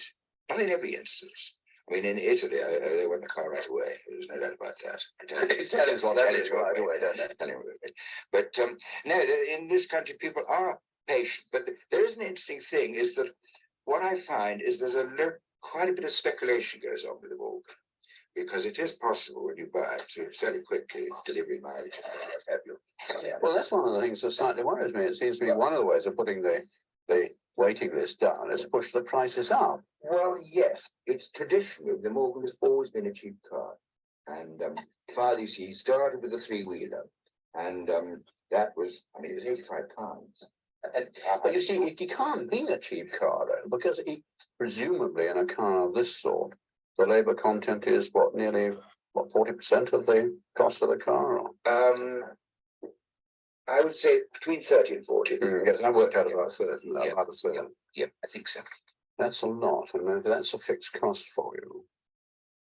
Well, you've got the potential for putting much more money behind the business if you wanted to, but you need a higher profitability than you're turning at the moment. That's right. But I can't see what's stopping your profit going up, except a touching diffidence and lack of greed on your part. Well, I often jokingly say that, you know, if I had a yacht in the Mediterranean, if it didn't turn rough within 2 days, I'd get bored and would be rather back here. Hello. Ah, glad to see you. Yes, good to see you. Great. I had a great chat with Peter. I'm fascinated to try and see whether your perceptions are the same as his, or whether you have different views, and what you see the main problems and opportunities in this. I mean, obviously, one of my feelings is that you know, one ought to make more cars to satisfy this rating list. You know, obviously, if one makes the extra car, that's 40 cars a year. You know, those extra 40, 50 cars would look quite good on our. Would the labour cost be the same? Yes, I mean, that's one of the things that I've you know, tried very hard to make sure is going this time round. Yes, it should be, but it may be very difficult to negotiate. Well, that's exactly what I'm in the process of doing. I mean, I quite agree with you. It is difficult, and you know, obviously, a lot of these arguments do end up on pure money. Well, I certainly don't feel from either Peter or Charles the sort of urgency that I would have expected, nor the readiness to grasp the opportunities, because this company has got the classic opportunity of increasing its prices. If they don't take it, they're not raising enough money to reinvest. And unless they do, they won't survive. Where we are now is obviously the spare parts department. Yes. Within this department here, we have both production parts and parts for all the vehicles. Well, this is the moment I've been waiting for. Mark Aston, the works manager, is going to take me around the factory. We try to supply parts back to about 1950. Golly. And so, although it's a relatively small department, the parts are obviously spread throughout the factory. How do you control stock levels? Well, when they start running down, that we can see that they're running down, we reorder. It's a sort of visual control. That's right, absolutely. And then you have some genius somewhere analysing the throughput and deciding what is the appropriate level to carry. That's right. When it gets low, it comes through to Mr. Talbot, and then he comes through to me, and then we reorder. Okay, now walk me through a car. Actually, through the production. I'd like to actually follow where if I were a car, where I'd go. Yeah.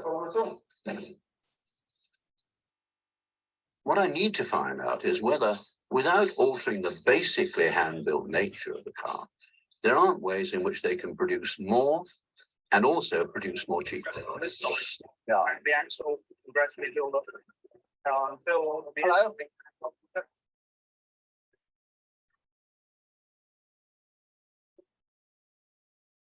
How do you do? Glad to meet you. Hello. That's you. Hello.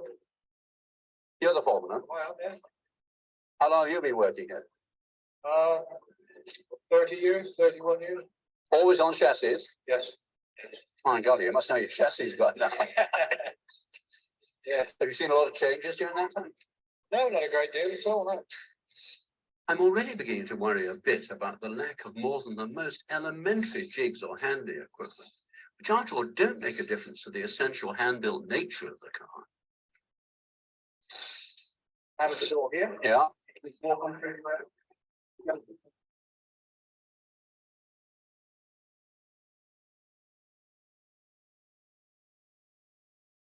Right, where are we heading now? Into the wood shop. Yeah. You are slightly swimming against the tide, aren't you? Not slightly, you're substantially Well, we swimming. are, in fact, in the way we're actually building a traditional sports car. Yeah. In the old fashioned style. And what is the wood used mostly? All ash wood, basically. And it will be planed and trussed in shape. Their pride seems to be in manufacturing from the furthest back state that they can buy the basic raw material. I mean, I'm surprised they don't start with the tree, actually. The layout of the factory is actually historic. I'd assume. This factory was started in 1919. Yeah. The layout's absolutely unbelievable. And no wonder they have to start by putting the wheels on, because the car chassis is pushed up and down this hill for every additional step to be carried out. That's all money, all time, and all wasted expense. Top of area will be panelled. Yeah. Go to the far end of the shop and the wings and the car will be fitted into the centre for the bonnet to be fitted.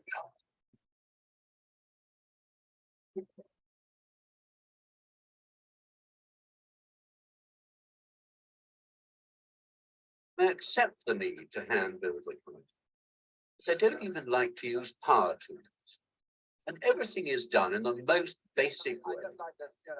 I cannot see that a Morgan owner is going to be fussed whether people use a hand file or an electrical abrasive, or whether they use hand snips or power snips.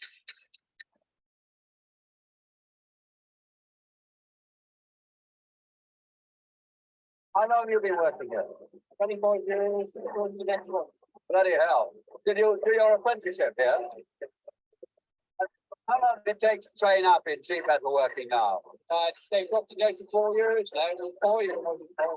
Get people coming from the industry into here and they struggle. I mean, this is going to be such a limiting factor on anything you want to do.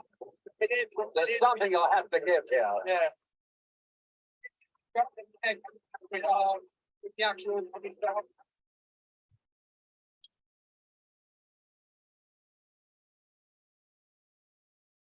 You have a certain planning budget to produce in a certain period of time. But I mean, do you have a planning system or a planning office or a? You don't have a planning office, again, this can be done individually, actually, in the shop's concerned. And they make it, the sales office really controls the flow of production.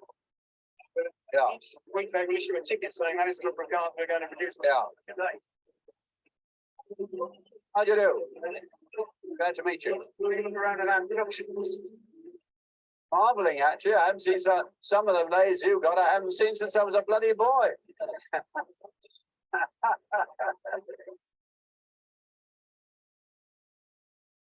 Now, what's the reward system? How are the bonuses set up? Are they work measured or are they? Largely work measured, yes. Basically, we're a discussion between the firm and in some cases. I mean, you have a work study officer here with a stopwatch and that's all? We don't know. It's all a case of, again, Well, trust and operation. experience and You can idea how long it yeah. takes to make Yeah. the firm obviously has, in most cases, Yeah. actually made the component, so you could say to him, well, look, Yeah. how long is it?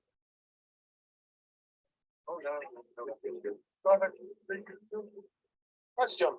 One Morgan Plus 8 if you'd like to try. Thank you very much, Steve. Which model is this? This is a Plus 8 with around a 3.5 litre V8 dual injected in. My gosh, I hope you. You may never see me again. Thanks a lot. Enjoy your trip.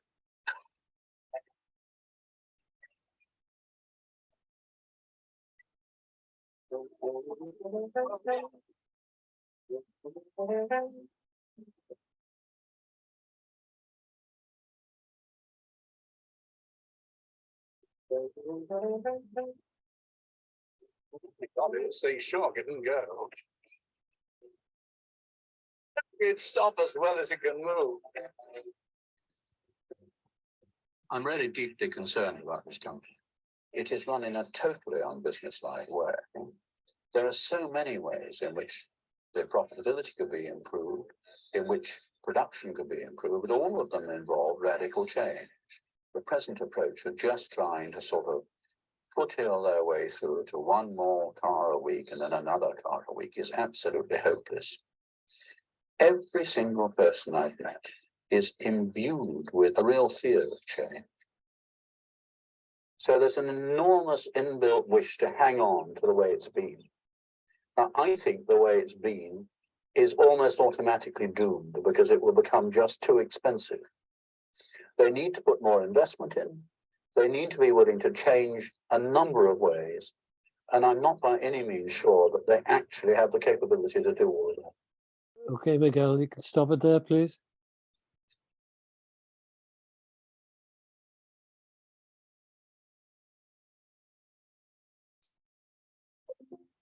Okay, well, we've stopped it there. I mean, you've probably found that quite an amazing piece of history, really, the hand-built nature of the car.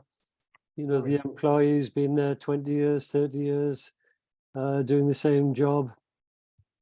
And the managing director, you know, quite reluctant to look at any possible changes. Anyone, any quick comments? Because we've only got like 7 minutes left.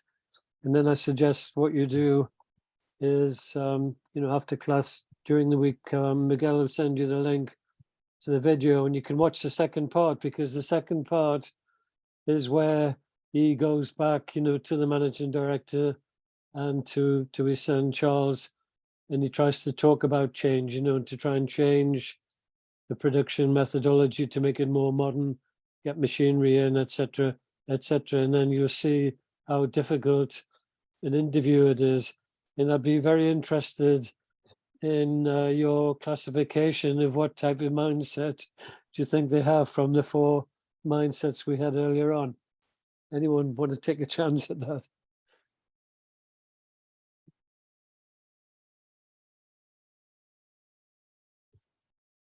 Well, I wish I had a product where the weakness was 4 years.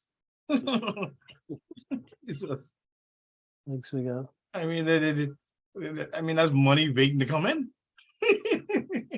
Yeah, that chap at the beginning, he was, you know, a car retailer. In his waiting list, when he worked the mathematics out, he had a 40-year waiting list. The average waiting list for many years with the Morgan cars was 4 to 5 years for waiting list. And actually, many years ago, when we used to get quite a number of visiting groups of international bankers coming to London, and I wanted to show them 2 different types of UK businesses. One was a rope manufacturing factory quite close to London, which had all the high-tech equipment you could possibly imagine in their process. And I also wanted to show them Morgan cars. So this is a true story. So I rang up and I explained who I was, and was there any chance of making a business visit with these international bankers? And the chap said, "Oh yes, we can arrange a visit." He said, "But when are they coming?" I said, "Well, it's probably 5 or 6 weeks time." He said, "Oh well, that would be a problem." I said, "Well, why is it a problem?" He said there's a 2-year waiting list to come and visit the factory. At which point I couldn't help laughing, because I said, "So you know, there's a 4 to 5 year waiting list to get the car, and there's a 2-year waiting list to come to the factory to see the production." And he thought that was very rude of me, and he put the phone down. So that was the end of that idea. Any spontaneous comments on what you saw there?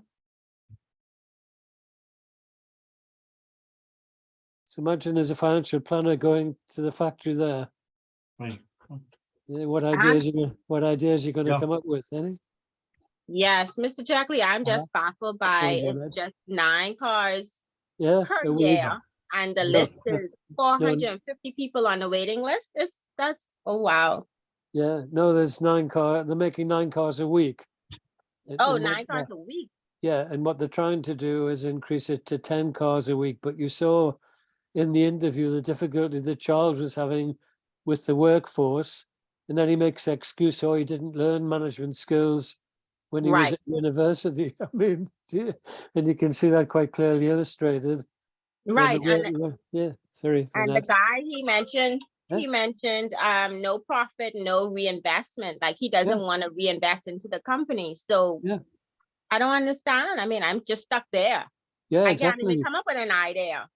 Well, you're not stuck, because the idea, if you saw a production process like that, where they haven't actually pushed the car up and down the hill, to put the different parts onto the car, it's just ridiculous, isn't it? And then you saw the guy with a little hammer, banging away on the sheet metal, and then you saw somebody else with a file, a hand file. So John, he's saying things like, well, I'm sure as a Morgan owner, yes, it's nice to have the car hand built. That's one of the classic things about it. But he's not sure that they would be bothered whether they were using a power drill, or a power filer, or this, that, and the other. So there's a lot of scope for modernization in the process. But there's obviously a labor problem as well, where the labor force are blaming Charles that he's trying to get them to sort the money out, and also, sort the production out as well. Thanks for that, Vanette. Anyone else? Well, how much did the car cost? What was the price of the car? Well, You at didn't the say, time, right? yeah, at the time of the film, it was about £8,000. So it was quite a cheap car. £8,000 Yeah, yeah. So about for a hand-built car?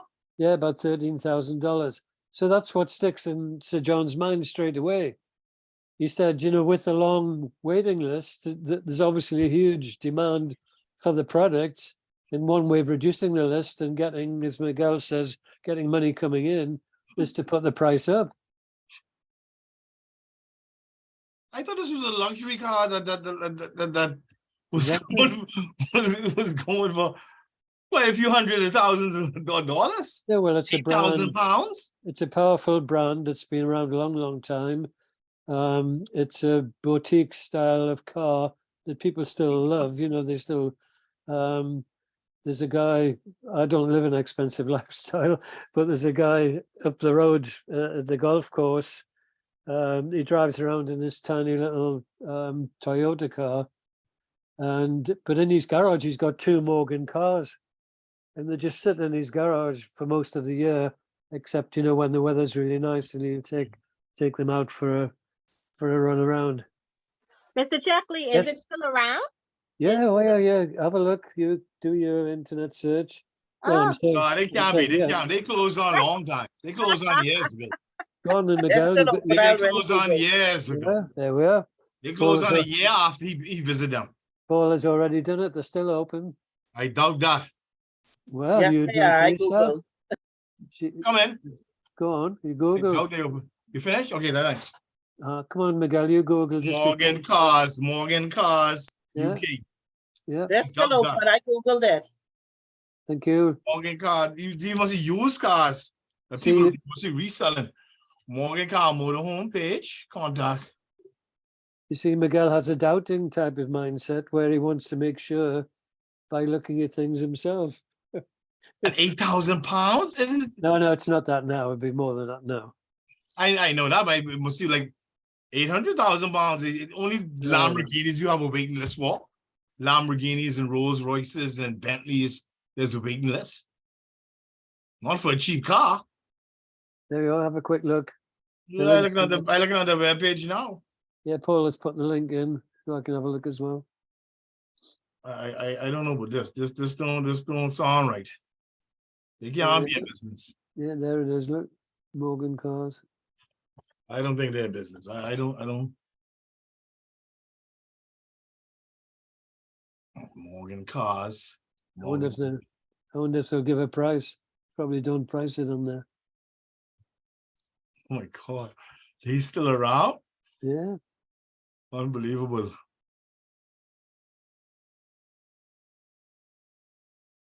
Yeah, they have a huge club of people, Morgan owners.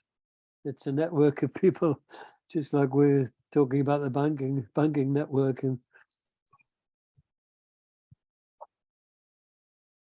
It's amazing. They still in power. Eh? It is amazing. Yeah. Because their whole factories are so inefficient. Everything Yeah, well, extremely. you don't know the rest of the story, so that's what you need to watch. And it says company also You'll need to expanded see into more. clothing. Yeah.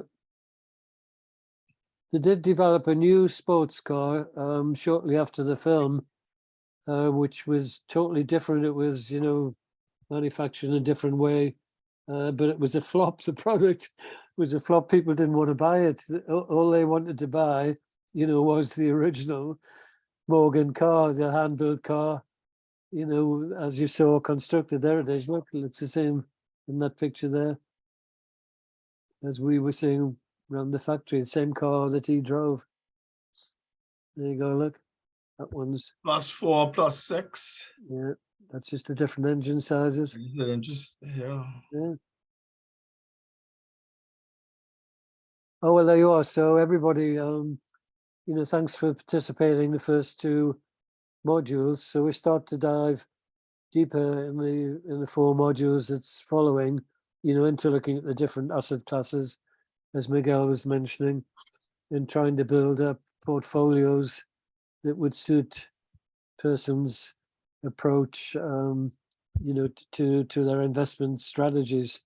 And so I hope you enjoy the rest and benefit. And I'll see you again when it comes to your assignment time. So thanks very much for giving up your Saturday again. Yes, and thanks, folks. I think we're back on with Mr. Wilkinson for module 3 on this Saturday coming. Okay, so it'll be more like 10 to 12:30. Same time. And please come and pick up your book if you haven't picked up your hard copy. It's kind of big for me to email, so come pick up your hard copy, please. Miguel, you're not getting mixed up with Risk Manager again, are you? No, they need to come pick up their book. No, for Wilkinson. Yeah, Wilkinson, he does the risk in module 3. And then Kenneth Donathan does module 4, and Miss Archer does 5 and 6. Okay, thank you. So I don't have a schedule, but I do believe we're on schedule for Saturday coming with Mr. Wilkinson. All right, folks. So, Mr. Checkley, this is bye for now until we see you again. Yeah, a bit later. I Yeah, know. enjoy your studies. Okay, thank you so much. It's been great. It's okay. Yeah. Thanks. Make sure you watch the second part, the Morgan cars, and you'll see how he handles the interview and how difficult the interview is when he goes back.